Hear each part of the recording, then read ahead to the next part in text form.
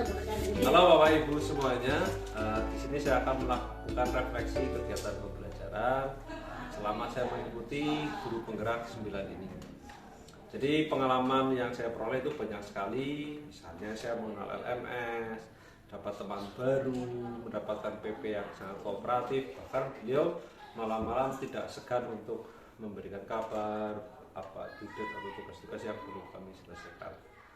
Untuk kendalanya, saya kira memang kita punya masalah dengan jaringan ya, karena beberapa dilaksanakan secara daring. Jadi memang kadang ada momen di mana kami harus Zoom tapi tidak mendapatkan sinyal. Jadi itu kendalanya seperti itu.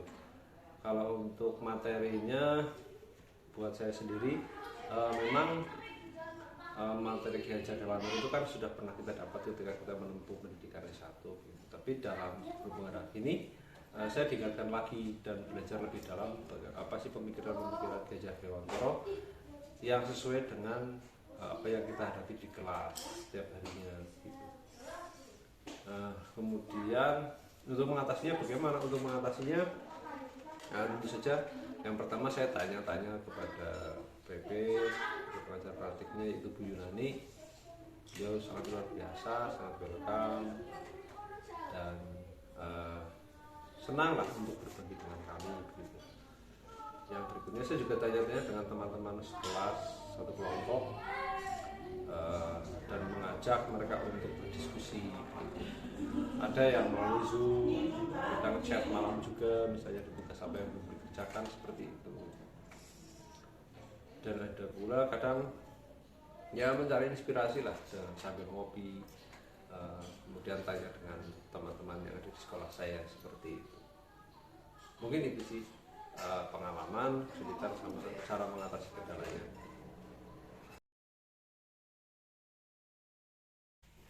Perasaan saya ketika mengikuti pembelajaran di guru penggerak ini,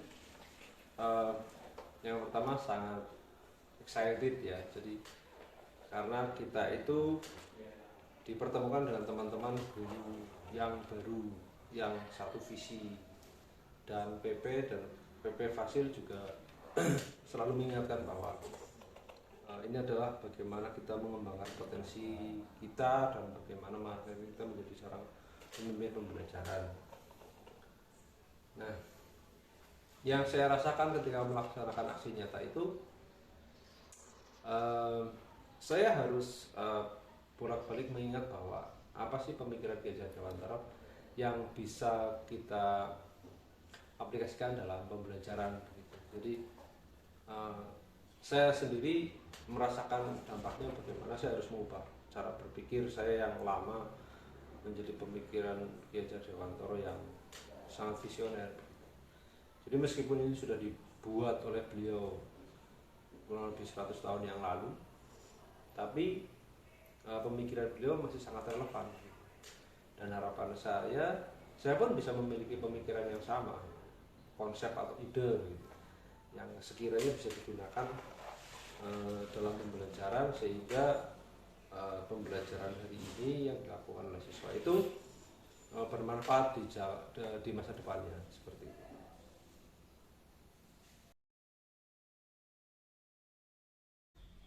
Kalau ditanya mengenai pembelajaran apa sih yang saya dapat dari proses ini, di sini adalah yang pertama pembelajarannya yaitu saya harus mulai dari awal, seperti mengosongkan gelas. Gitu. Itu seperti itu. Jadi saya harus memulai diri sebagai guru yang baru lahir, seperti layaknya bayi yang baru lahir. Gitu.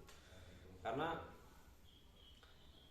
pemikiran KHD, kemudian konsep pembelajarannya yang kita harus berkolaborasi, harus diskusi, kemudian mencoba melatih manajemen waktunya ketika saya harus dihadapkan tugas pokok saya mengajar di kelas, kemudian CGP-nya yang beberapa kali memang waktunya bertabrakan dengan jam pembelajaran gitu. Jadi itu manajemen waktu buat saya itu sangat penting dalam proses saya dididik dalam calon guru penggerak yang ke-9 ini. Sekaligus di sini sebagai momen atau kesempatan bagi saya untuk mengucapkan terima kasih kepada pemerintah, Kemdikbud, fasilitator dan pengajar praktik yang telah memberi kepercayaan bagi saya untuk bergabung dalam grup penggerak angkatan 9 ini. Jadi meskipun sudah ada angkatan sebelumnya, saya kira tidak ada kata terlambat bagi saya untuk belajar dan berbagi bersama teman-teman yang lain. Untuk yang selanjutnya, apa yang bisa saya lakukan dengan lebih baik untuk melakukan apa yang saya dapat dalam belajar ini, yaitu yang pertama, saya akan berusaha menjadi guru yang memajukan budi pekerti. Jadi sesuai dengan pemikiran KHD bahwa budi pekerti itu akan menjadi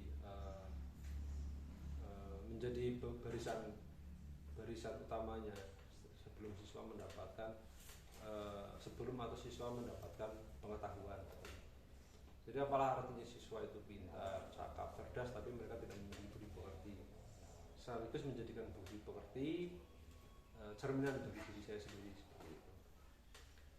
Selanjutnya yaitu menyadari bahwa siswa kita memiliki keunikan masing-masing dan potensi yang berbeda-beda. Jadi tidaklah mungkin kita menyamakan. Disitulah ada diferensiasi, ada asesmen diagnostik yang bisa kita lakukan, sehingga pembelajaran yang saya laksanakan itu menunjang kurikulum merdeka yang sekarang. Jadi mendukung, melanjutkan, dan membudayakan kegiatan pembelajaran yang berpusat pada siswa, sehingga peserta didik merupakan tujuan utama bagi saya untuk belajar. Bukan saya menguasai pembelajaran, tapi bagaimana berusaha agar siswa kita aktif, kreatif, dan merdeka dalam belajar. Satu lagi, tentu saja harapan saya bisa memberikan pembelajaran, menjadi teman di kelas yang mendidik dengan selalu membawa nilai-nilai luhur bangsa, gotong royong, mandiri, tegang rasa, toleransi, atau kebinekaan, yang mana itu merupakan sesuatu hal yang perlu kita pegang sebagai pendidik yang berpancasila ataupun sebagai siswa yang memiliki profil pelajar